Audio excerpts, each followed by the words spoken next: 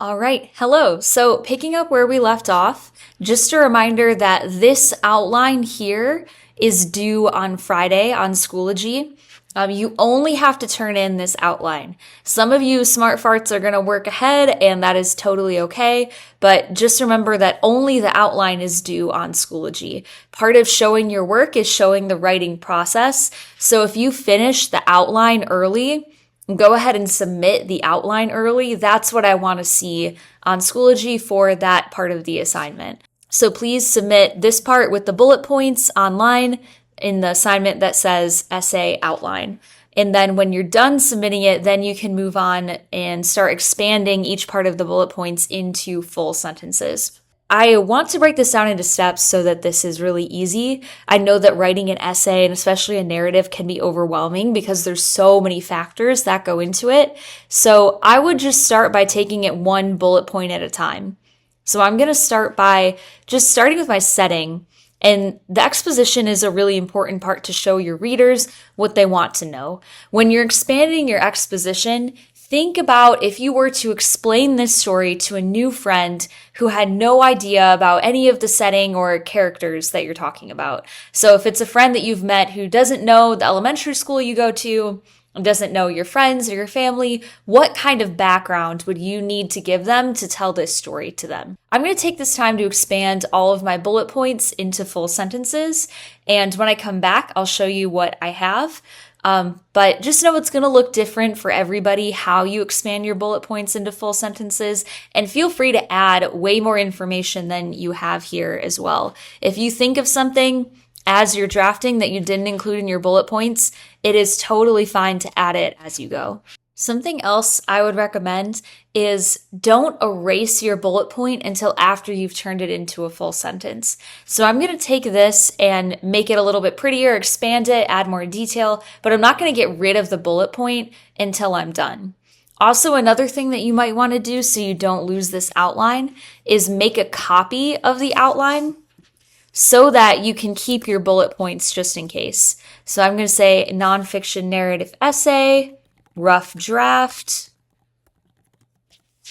and make a copy. So that way I still have a copy of my outline if I don't like what I change about it in this rough draft.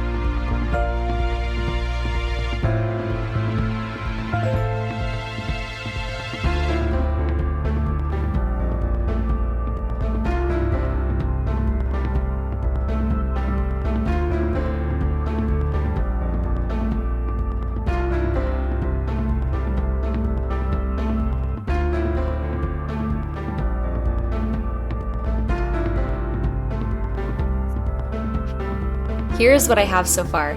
This is by no means finished, but I was able to expand a lot of those bullet points into full sentences. So something I want to highlight, and you don't have to do this in your first draft, but I was able to add some figurative language, which is going to be an important part of your essay as well.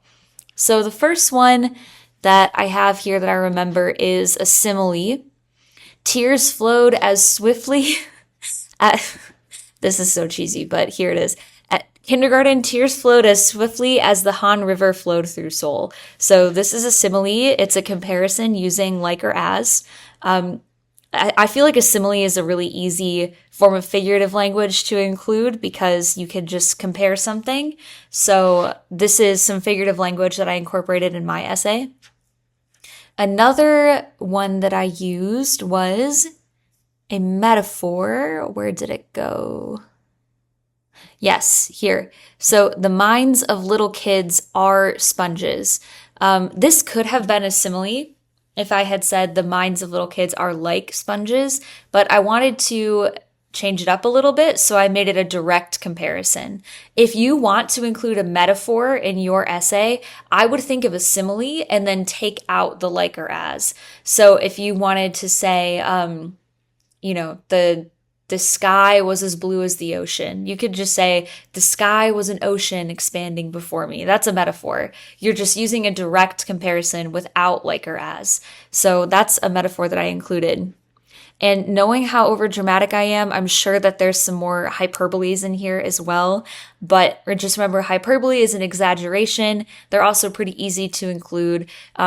You could say, my backpack weighed a ton on my first day at school, or my house felt a million miles away, or home felt a million miles away. That's a way to include figurative language as well.